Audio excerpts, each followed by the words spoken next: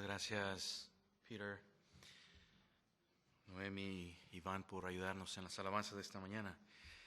Si tienen sus Biblias, por favor, les invito a que las abran al Evangelio de Juan, capítulo 6, y localicen el versículo 35, vamos a estar leyendo del versículo 35 al 40. El Evangelio de Juan, capítulo 6, versículo 35 al 40. Aquí vemos un hermoso pasaje que hemos estado viendo en las últimas semanas, donde el Señor hace una hermosa declaración acerca de que Él es el pan de vida, que Él es el único en quien se encuentra salvación, incluso como lo hemos estado cantando.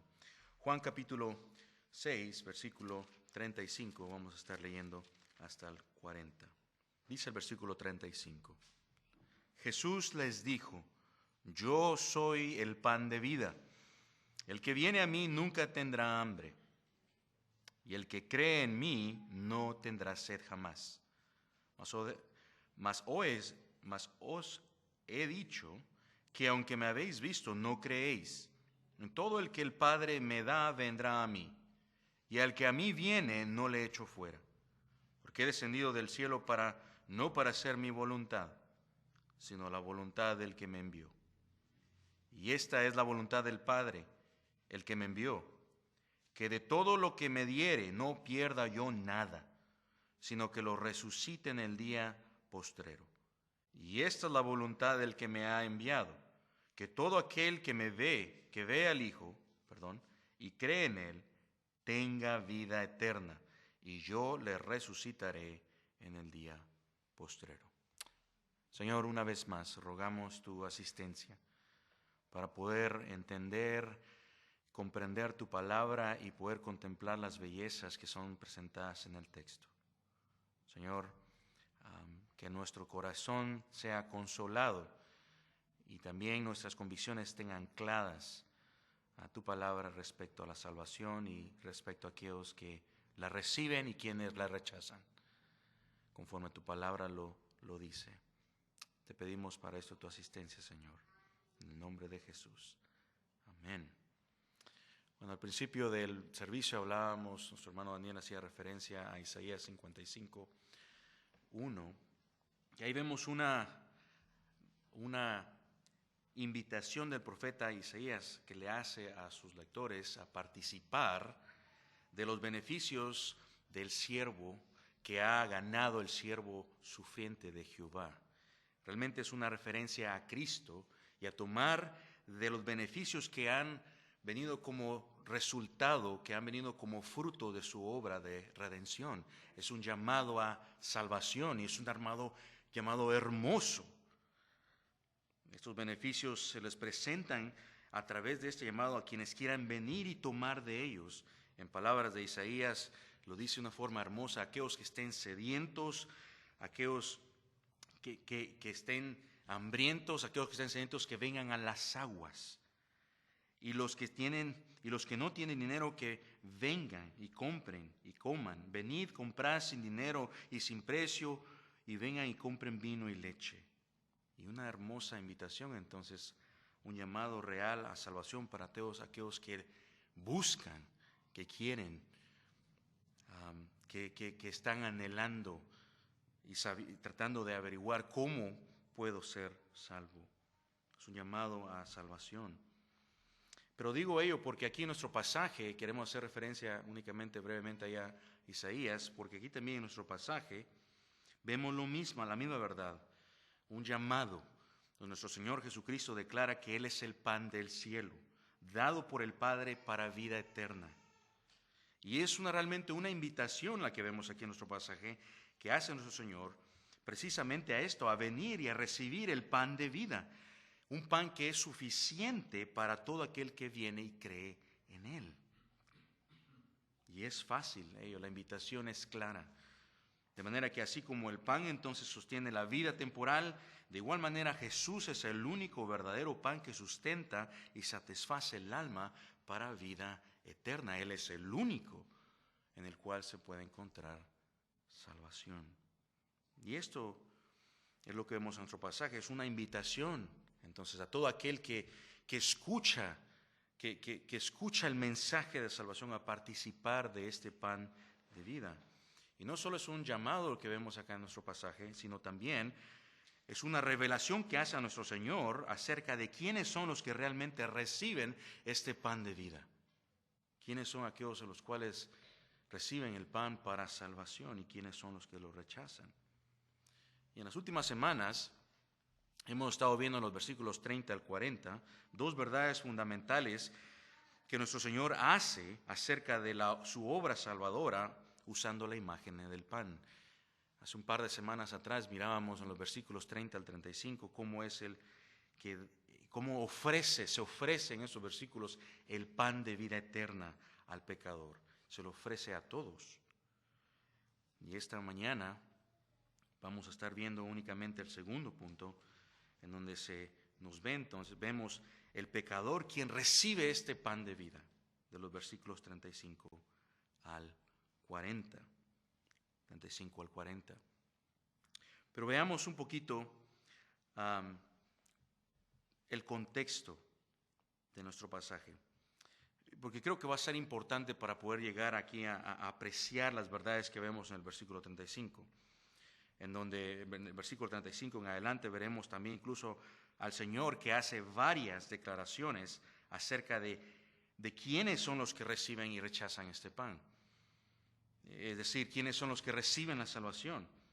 Y lo que quiero que vea, que vayamos a ver ahí y ya empezar a redirigir su mente a lo que vemos en el pasaje, es de que vamos a ver al Señor, vamos a considerar varias verdades que Él muestra en esas declaraciones acerca de quiénes son los que reciben y rechazan el pan. 5 en particular verdades que quiero que veamos acerca de la salvación de quienes llegan a ella que el Señor hace en este pasaje. Comenzaremos viendo ahí bajo el segundo punto de quienes reciben el pan de vida. Comenzaremos recordando la invitación que Jesús extiende a todos para venir y participar del pan de vida, quien él mismo es esta vida eterna. Y lo veremos en el versículo 35. Y luego veremos que también este pan es ofrecido a todos, al mundo, pero que no todos lo reciben, sino que es rechazado por muchos en el versículo 36. Luego miraremos que, sin embargo, aunque muchos lo rechazan, muchos también lo reciben. En el versículo 37 lo miraremos. Y por último miraremos la última verdad que vemos aquí en el pasaje, que quienes veremos a Cristo preservar a los que reciben este pan de vida. Preserva en salvación a los que son de Él, a los que le aceptan y creen en Él. Ahora sigue un contexto entonces de nuestro pasaje. Ha pasado ya un par de semanas y creo que necesitamos refrescar nuestra mente en lo que ha estado pasando aquí en el contexto de nuestro pasaje. Hemos estado viendo cómo el Señor Jesús tiene una conversación con parte de la multitud que había recibido el alimento de manera milagrosa. Ustedes pueden recordar que esto vimos en los versículos 1 al 15, donde Él milagrosamente da de comer a alrededor de 20,000 personas con 5 panes, 2 peces. Es con esta multitud entonces que Él tiene una conversación, que va a tener una conversación aquí en el contexto del pasaje. Pero ocurre esta conversación al día siguiente después de que ellos habían recibido esta alimentación milagrosa. Y vemos a la multitud entonces en ese día, antes de que tengan la conversación con Jesús, buscando a Jesús, porque querían ver, movidos por la curiosidad de los milagros, querían ver, estaban curiosos por las señales que Él hacía y le buscan entonces. Tal era su curiosidad de que cuando vieron que van a buscar a Jesús al siguiente día después de que reciben la alimentación milagrosa y no lo encuentran donde ocurrió el milagro, y se dan cuenta de que había él ido a Capernaum, entonces deciden ir a buscarlo. Y entonces cuando finalmente lo encuentran en Capernaum, es ahí donde ocurre esta conversación entre ellos y Jesús. Comienza desde el versículo 25. Y durante esta conversación entonces la multitud le hace varias preguntas y el Señor responde cada una de ellas. Después de la pregunta, la primera pregunta que le hacen en el versículo 25, donde le dicen, cuando lo encuentran, Señor Maestro, ¿cuándo llegaste acá? Realmente el Señor comienza dándole la verdad que ellos necesitan escuchar. Y Él les dice, miren, ustedes no me buscan porque han visto las señales o porque creen, sino porque han comido, se han saciado del pan. Y les hace ver, le dejan claro que le seguían por un beneficio material. Querían ser saciados. Pero luego después de esta declaración, Jesús le dice entonces, trabajen, esfuércense no por la comida que perece, sino por la que permanece para vida eterna. Y a esto entonces, cuando el Señor le dice esto, ellos responden, pues ¿qué debemos de hacer? Ahí en el versículo 28, para poner en práctica las obras de Dios. Y Jesús le responde entonces a la pregunta que le hacen, pues esta es la obra de Dios, que crean en el que Él ha enviado. Que crean en el que Él ha enviado. El énfasis es, crean en el que Él ha enviado. Crean. No tienen que hacer ningún trabajo otro más. Es como quisiera eco a esas palabras. Compren sin dinero. No hay ninguna obra que tienen que hacer. Crean. Crean en el que Él ha enviado. En este punto entonces ellos entienden que Jesús está hablando acerca de sí mismo. De que crean en Él como el enviado de Dios. Y entonces le preguntan, Señor, ¿qué haces tú entonces para que veamos y te creamos? ¿Qué obra haces? Varias cosas pudiéramos decir de esa pregunta que le hacen. Pero con esta pregunta que ellos le hacen a Jesús, están haciendo ellos a referencia al tipo de señal que realmente ellos quieren ver de parte de Jesús. Y le dicen, nuestros padres comieron maná que cayó del cielo. Quieren ver entonces una obra, una señal como la del maná que cayó del cielo para los israelitas en el desierto. Consideraban ellos el pan como el sustento que Dios les había dado a Israel por mucho tiempo en el desierto. ¿Puedes hacer algo más grande? Pareciera que sería implícito en esa pregunta que ellos le hacen a Jesús. Y aquí es donde Jesús debemos decirle entonces, número uno, le dice el Señor Jesús, no fue Moisés quien les dio el pan, fue mi Padre. Y aún más importante, que es Dios el que da el verdadero pan del cielo, el cual da al mundo y sustenta no solo para las necesidades temporales, sino para vida eterna. ¿Quieren saber hablar de un pan que es verdadero, el verdadero pan del cielo? Lo tienen frente a ustedes. Un pan que sacia las necesidades temporales, un pan que es para vida eterna para todo aquel que quiere venir y tomar de él. Y entonces en el versículo 35 Jesús le deja claramente evidente que Él es el pan del cielo, enviado por el Padre. Y no solo esto, sino que a través de esta declaración después que vemos en los versículos 36 al 40, también les hace evidente que no todos lo reciben. Hay unos que sí lo reciben. Hay unos que reciben y otros que rechazan el pan de vida. Y ahí nos llegamos entonces al inicio de nuestro segundo punto, de los versículos 36 al 40, más bien del 35 al 40. Es precisamente ahí en el versículo 35 donde vemos las palabras que me gustaría que viéramos 5 verdades importantes acerca de la salvación y de quienes llegan a ella, los que toman del pan de vida, como lo dice nuestro Señor Jesús mismo. 5 verdades que veamos ahí, comenzando en el versículo 35.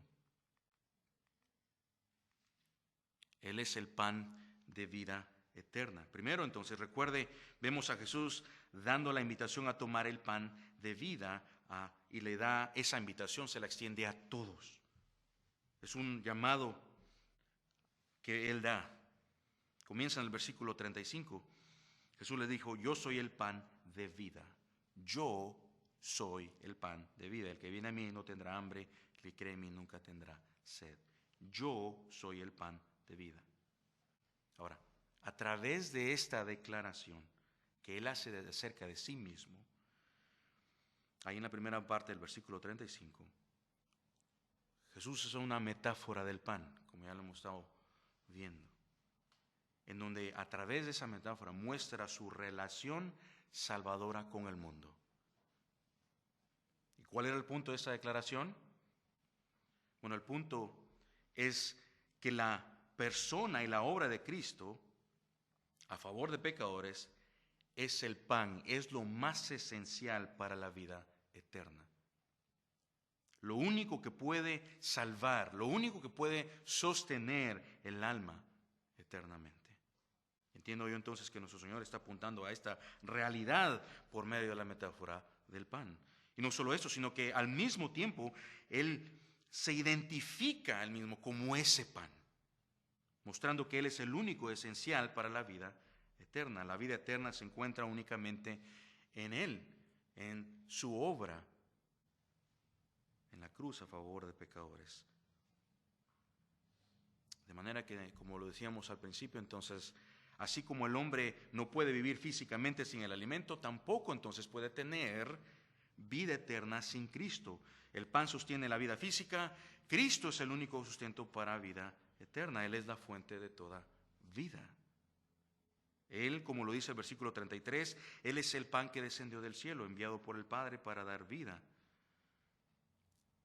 En términos simples, su cuerpo, su carne sería entregado en sacrificio en la cruz, llevando el castigo por los pecados, llegando a ser el sustituto perfecto del pecador, para que todo aquel que crea en Él sea salvo. Más adelante Él lo dice, Jesús mismo en el versículo 51, y lo dice de la siguiente manera: yo soy el pan vivo que descendió del cielo. Si alguno come de este pan, vivirá para siempre.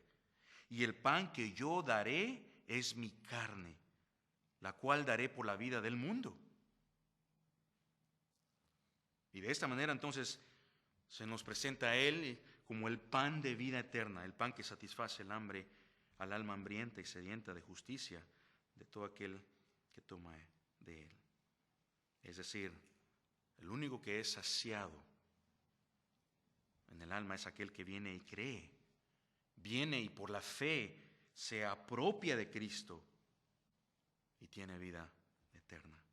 En resumen, entonces, cuando el Señor dice yo soy el pan de vida, el punto es sencillo: Él es el sustento de vida eterna. Y ahora entonces, cuando se la dice a las multitudes, la pregunta que ellos tienen que enfrentar y que tienen que lidiar entonces al escuchar esta verdad de parte de Jesús, de parte de nuestro Señor, es esta: ¿tomarán de ellos de ese pan? ¿Tomarán del pan de vida? De ser así, entonces vengan, la invitación es vengan y crean en Él, tómenlo por la fe y serán verdaderamente saciados. Entonces la pregunta está ahí implícita: ¿tomarán de ese pan?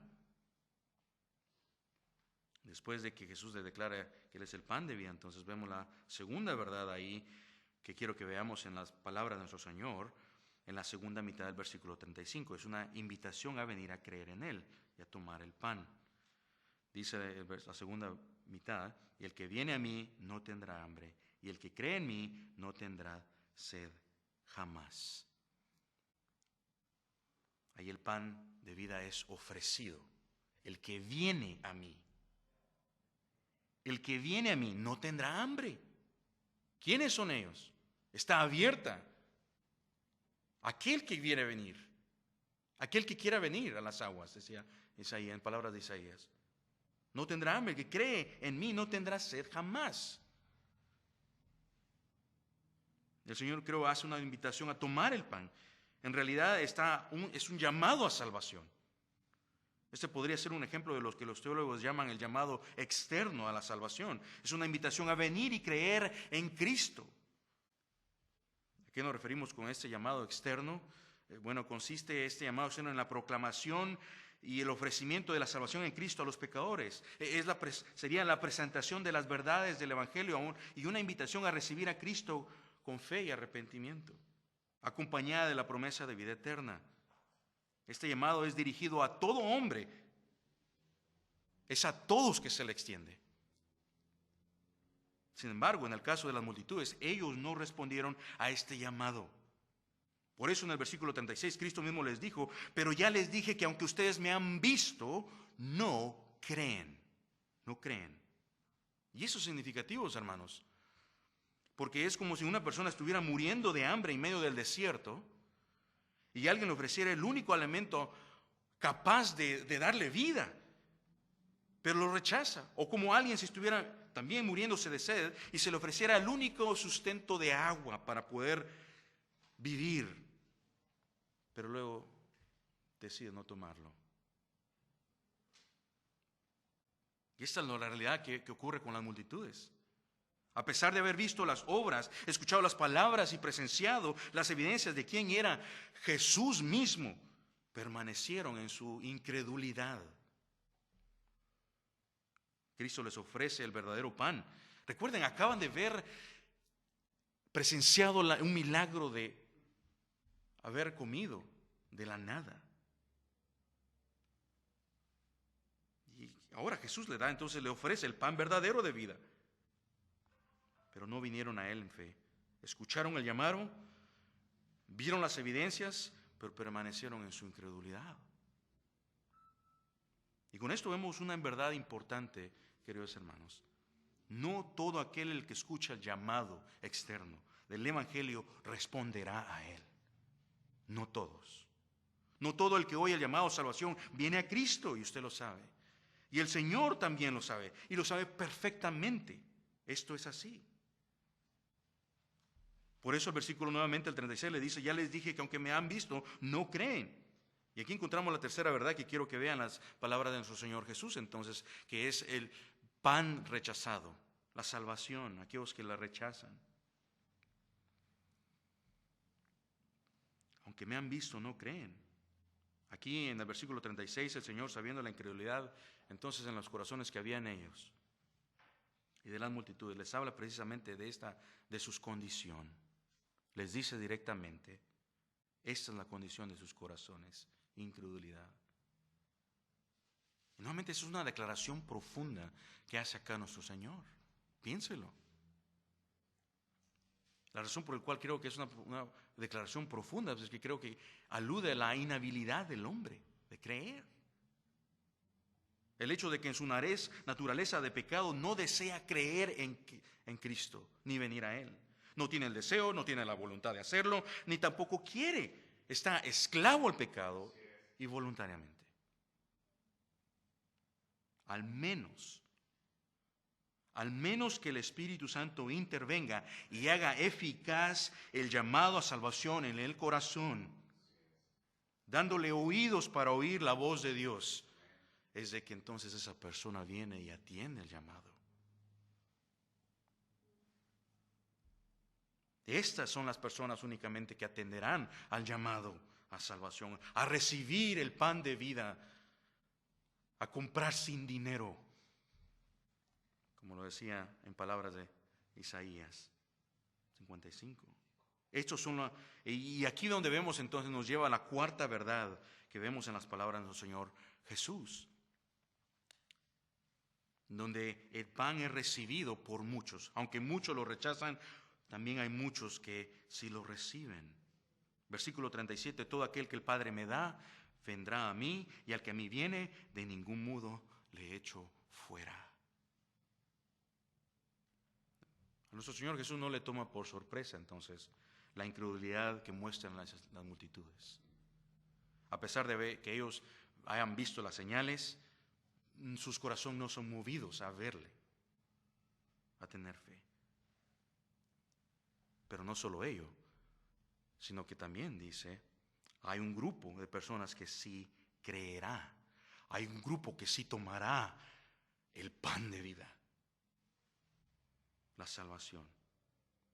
Hay un grupo que sí. El versículo comienza diciendo, todo el que el Padre me da. Todo el que el Padre me da. Todo. ¿Quiénes son esos todos? Bueno, eso es un grupo de personas escogidas por el Padre y dadas al Hijo. Eso es lo que vemos en el texto. Todo el que el Padre me da. ¿Quiénes son estos? Bueno, son los que, claramente acá, los que el Padre ha escogido para darle al Hijo. ¿Y quiénes son estos escogidos por Dios? son los que vemos en la Escritura que se refiere precisamente a los que han sido predestinados por Dios para salvación. ¿Quiénes son estos escogidos por el Padre? Son aquellos de quienes leemos en Efesios capítulo 1, versículo 3 al 10 en adelante, que fueron escogidos por Dios desde antes de la fundación del mundo para que fuesen santos y sin mancha delante de Él. Y que fueron predestinados para ser adoptados como hijos conforme a la buena voluntad de Dios. Estos son los mismos entonces de quienes leemos en Romanos 8:29, que Dios conoció de antemano y que predestinó para ser hechos conforme a la imagen de su Hijo. Son los mismos que vemos también en Romanos 8:30, a quienes el Señor llama y a los que justifica y a los que Él también glorifica. Estos son aquellos que a través de la Escritura vemos entonces que han sido escogidos por Dios para salvación y dados como un regalo precioso al Hijo. Lo que estamos hablando realmente hace referencia a lo que muchos, a la enseñanza bíblica de la elección, donde Dios escoge un pueblo para sí mismo, para salvación. Permítame darle una definición de cómo se define la elección. Se ha definido de la siguiente manera: la elección es el acto eterno mediante el cual Dios, en su voluntad soberana y sin tener en cuenta ningún mérito previsto de los hombres, elige a un cierto número de ellos para que sean los receptores de una gracia especial y la salvación eterna. Fin de la cita. Y basándonos entonces en Efesios 1:4, como lo acabamos de ver, como también pudiéramos ver Romanos 9:11, 2 Timoteo 1:9 y otros pasajes, pero basándonos ahí en Efesios 1:4, podemos ver varias características de cómo es la elección de Dios. Primero, número uno, ¿cuándo se llevó a cabo ello? Bueno, tuvo lugar en la eternidad pasada. Número dos, de que es un acto de Dios soberano y conforme a su voluntad soberana. Es de que es por el puro afecto de su voluntad. Nadie le forzó. Número 3, que fue una expresión de amor de Dios. Número 4, no está condicionada de ninguna manera. Es decir, no hay nada que pudo el hombre haber hecho para que entonces Dios decidiera escogerlos. Quinto, refleja la justicia de Dios, de modo que no pueda formularse ninguna acusación de injusticia contra él respecto a esta elección. Ahora, permítame tomar un par de tiempos para recalcar que de estas 5 características que acabo de mencionar, la mayoría de las personas termina luchando con la quinta. Muchos tropiezan con la idea de que Dios es injusto por elegir y salvar a unos y dejar a otros en sus pecados. ¿No es cierto? Algunos de ustedes incluso, mientras estoy diciendo ello, están teniendo esta lucha interna en sus mentes, en sus corazones. Luchan de que, ¿cómo es la idea de que Dios pudiese ser injusto por elegir a salvar a unos y dejar a otros en sus pecados? Precisamente porque esto implica la elección, que no todos serán salvos, sino que muchos serán condenados. Es decir, así como Dios ha determinado salvar a algunos, también ha determinado no salvar a otros. Entonces vale la pena preguntarnos si realmente existe alguna injusticia en Dios respecto a la elección. ¿Será realmente Dios injusto?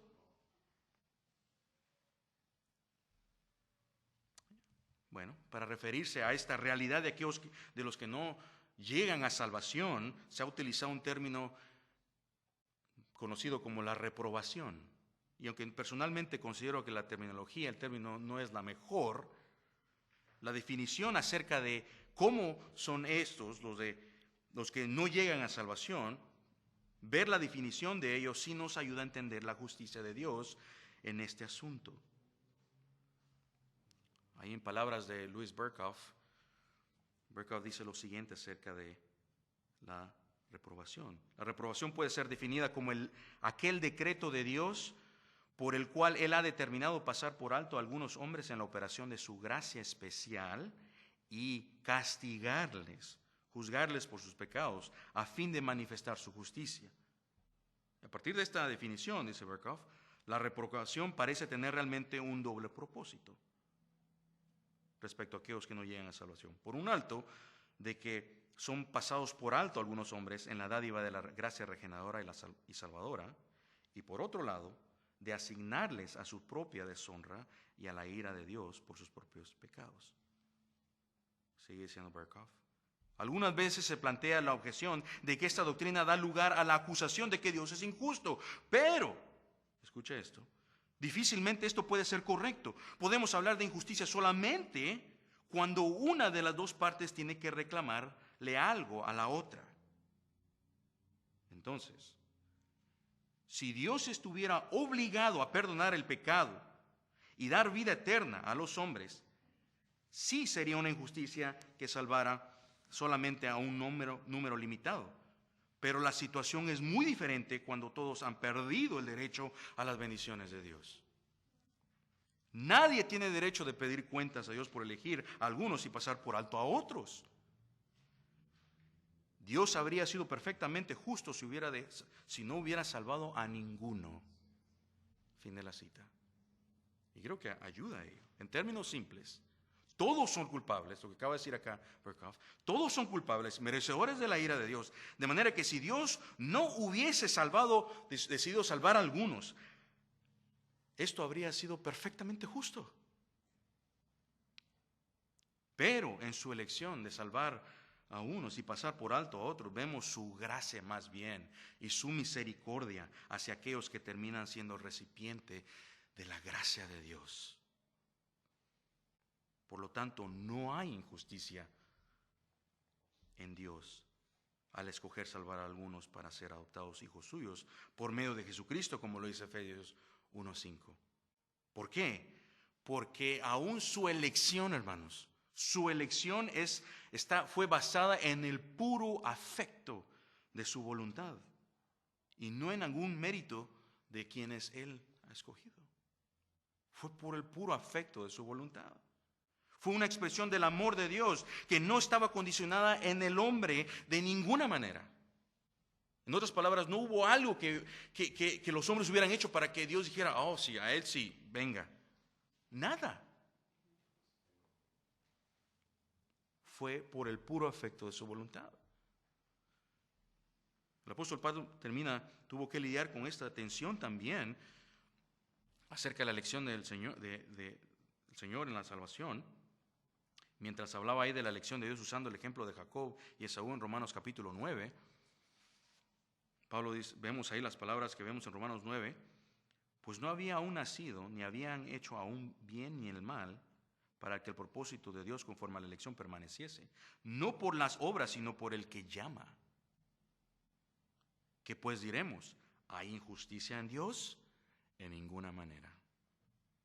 Así que no depende del que quiere, ni del que corre, sino que del que Dios tenga misericordia. Hermanos, esto nos humilla. Nos hace decir, Señor, ten misericordia de mí. No hay ninguna injusticia de parte de Dios en su elección soberana. Más bien Él tiene misericordia de quien tiene misericordia. Pero volviendo a nuestro pasaje, entonces, estos son los que el Señor entonces está hablando acá, son los elegidos del Padre, aquellos que han sido dados al Hijo. Estos son los que vienen y creen en Él. Son los mismos que Jesús hablará nuevamente en el versículo 44, cuando dice que nadie puede venir a Él si el Padre no los trae.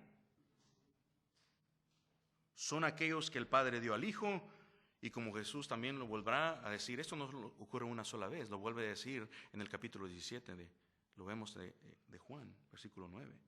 Estos entonces son los que vienen al Hijo y creen y reciben vida eterna. Y es importante notar, hermanos, también una última cosa acá.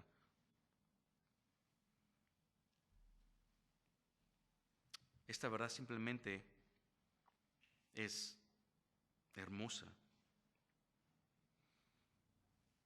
Aquellos que vienen a la salvación también,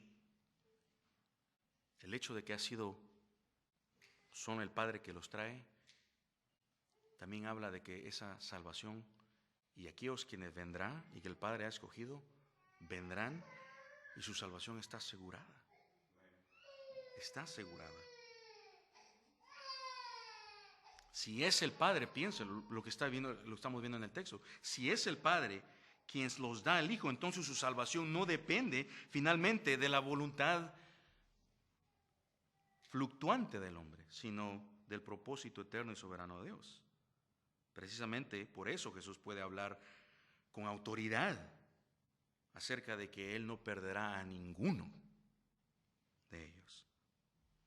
Ahora bien, al escuchar acerca de la elección y de la incapacidad del hombre de venir a Cristo por sí mismo y de la obra soberana de Dios en la salvación, surge la pregunta que sé que está en sus mentes.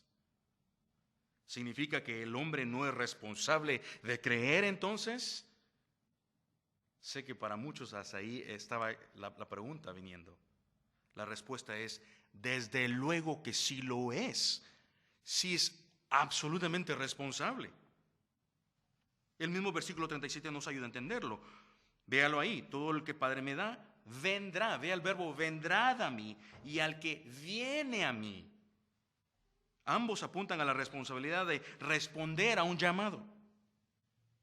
Y el texto indica que aquellos que han de ser salvos deben de venir entonces a Cristo y creer en Él, deben de atender el llamado de salvación. Y que esta es la voluntad de Dios, como lo dice en el versículo 40, que todo aquel que ve al Hijo crea y tenga vida eterna. Las Escrituras en ningún momento niegan la responsabilidad humana. Más bien, presentan tanto la soberanía de Dios en la salvación, así también como la responsabilidad del hombre de responder en fe. Usted dirá, ¿cómo esto ocurre? El hecho de que no comprendamos completamente cómo armonizar ambas verdades no significa que debamos de negar alguna de ellas. Como decía un hermano querido, conocido mío, cuando hablaba acerca de esta verdad, en la mente de Dios estas verdades están perfectamente balanceadas y perfectamente en armonía, aunque no lo estén en la nuestra. Pero estoy dedicando aquí un tiempo, hermanos, simplemente a esta realidad, no para aburrirles, ni mucho menos para confundirles, sino porque es importante entender la gracia soberana de Dios en la salvación, pero también la responsabilidad humana de arrepentirse y de creer, tal como lo vemos en las Escrituras.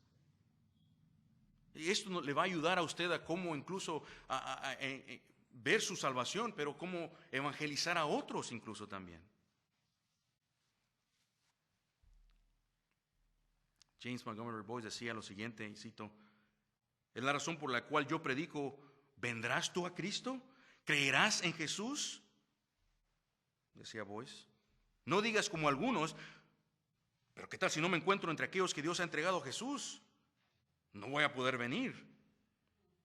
Eso es cierto, dice Boyce, pero tú no sabes si formas parte de ese número o no. Todo lo que sabes es que el Evangelio te es anunciado en este momento y se te da el mandato, cree en el Señor Jesús y serás salvo. ¿Vendrás entonces? Sé que existen dificultades para asimilar esto intelectualmente, dice Boyce, pero este texto no tiene por qué ser un problema para ti. Puede ser más bien un consuelo para ti. Pues si Dios ha entregado a ciertas personas a su Hijo, ¿por qué no habría de estar tú entre ellas? Fin de la cita. Y esto, hermano, no solo nos ayuda, ¿no es cierto? No solo ayuda a la persona que pudiese estar no creyendo en Jesús y al considerar escucha la verdad de la elección, le ayudaría a pensar, bueno, no sé qué hacer, ¿será que vengo a Cristo o no? No solo le ayuda a ese tipo de personas, sino también a nosotros, en la forma en la que compartimos el Evangelio. ¿Por qué? Porque nos da seguridad. Nos ayuda a no proclamar el Evangelio sin dudas. Nos ayuda a dar el Evangelio sin especulaciones, a dar el Evangelio como es, sin temor, sabiendo más bien de que aquellos en los cuales el Padre llamará vendrán, y el único medio que el Señor usa es su palabra, el Evangelio, para llamar a salvación a los suyos. Nos da confianza para predicar el Evangelio tal como es. Dios utilizará su palabra para llamar eficazmente a aquellos que ha determinado salvar. Bueno, y esto nos conduce a la última verdad que vemos en las palabras de nuestro Señor, entonces, que van de regreso a las palabras que decíamos hace un momento, las palabras de que si aquellos que vienen a Cristo son los mismos que el Padre le ha dado desde la eternidad, entonces su salvación no descansa finalmente en ellos, sino en el propósito eterno y soberano de Dios. Es de que Jesús preserva con seguridad a los suyos, por eso vemos esto acá en el pasaje. Versículo 37, todo aquel que el Padre me da vendrá a mí, y el que viene a mí, al final del versículo 37 dice Jesús, de ningún modo le echaré fuera. Qué declaración hermosa que hace nuestro Señor Jesús. Cristo no rechaza a aquel que viene a Él. Más bien, el texto como lo dice ahí, para esto ha venido.